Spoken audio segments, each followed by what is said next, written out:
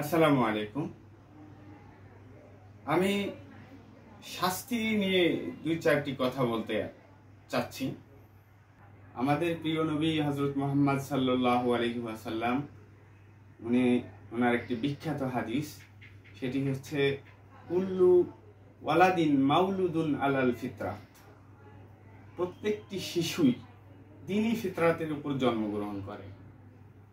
সে দ্বীনি ফিতরাতের উপর জন্মগ্রহণ করে এবং পরবর্তীতে ওই শিশু মূর্তি পূজারীর ঘরে, ইহুদি খ্রিস্টান অথবা মুসলিম যে ঘরে সে জন্মগ্রহণ করে সেই কালচারে বড় হতে থাকে। আসলে শুরুতে কিন্তু একটা শিশু যখন জন্মগ্রহণ করে সে কিন্তু নিষ্পাপ হয়ে জন্মগ্রহণ করে। সে যতটুকু অপরাধের সঙ্গে জড়িত হয় পরবর্তীতে এগুলো সে আমাদের সমাজ থেকে, পরিবার থেকে শেখে। যে কেউ যদি অপরাধ করে, আমাদের দেশে যদি কোনো একজন শিশু অপরাধ করে তাহলে শিশু আইনে তার বিচার হবে, আইন আছে।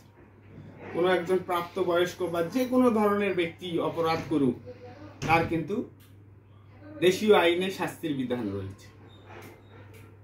তো আমরা আইনের মুখোমুখি হব। এখন দেখা যাচ্ছে যে আমরা কেউ অপরাধ করলে বাবার ভুলের কারণে আমরা সন্তানকে শাস্তি দিই, আমরা পিতার ভুলের কারণে আমরা তার সন্তানকে নিয়ে যাচ্ছি, তার আত্মীয় স্বজনকে ধরে নিয়ে যাচ্ছি। তা এটি অন্যায়। বিভিন্ন ধর্মে কি বলা আছে সে বিষয়ে আমি কথা বলবো না, ভুল হতে পারে। তবে আমাদের যারা ইসলাম ধর্মের অনুসারী আছি, আমাদের ইসলামে কিন্তু এটি সাপোর্ট করে না। যে ধরনের অপরাধ করবে সে সেই ধরনের শাস্তি পাবে।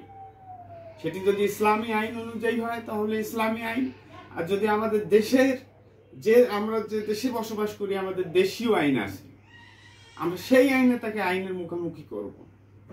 কিন্তু আমরা অনেক সময় দেখা যায় যে আমরা বাবার ভুলের কারণে সন্তানকে শাস্তি দিই,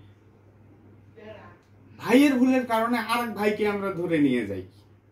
এইগুলো অন্যায়। আমাদের সজাগ থাকা উচিত প্রত্যেকটি বিষয়ে, কারণ আইন তো আছে দেশে। আমাদের দেশে যে আইন আছে সেই আইনে তার বিচার হওয়া উচিত। এখন দেখা গেছে যে একজন গুরুতর অপরাধ করছে, তাকে আমরা আইনের মুখোমুখি করলাম, তার বিচার হলো। বা কেউ রাষ্ট্রদ্রোহী তার অপরাধ করলো, তার শাস্তি যাবজ্জীবন হলো বা মৃত্যুদণ্ড হলো, আমরা তার ফাঁসিও দিয়ে দিলাম। কিন্তু একটা সময় দেখা যায় যে আমরা প্রতি বছর আমাদের ওই ক্ষোভটা ঝাড়ি, আমরা তার কবরে যে জুতা মেরে আসি, তার আত্মীয় স্বজনের বাড়িতে আগুন ধরায় দেই, যেগুলো আমাদের সমাজে দেখা যায় সেগুলো বলছি। তো এগুলোর অন্যায়। আমরা যদি নিজেদেরকে সভ্য মানুষ হিসাবে দাবি করি তাহলে আইন অনুযায়ী বিচার হবে, কারোর জন্য কাউকে শাস্তি দেওয়া যাবে না, এটি অন্যায়। আমাদের সমাজে এরকম সমস্যা হওয়ার হামেশাই দেখা যাচ্ছে, যার কারণে আপনাদের সঙ্গে শেয়ার করলাম। সবাই ভালো থাকবেন, ভুল ভ্রান্তি ক্ষমা সুন্দর দৃষ্টিতে দেখবেন, সুস্থ থাকবেন। আসসালামু আলাইকুম।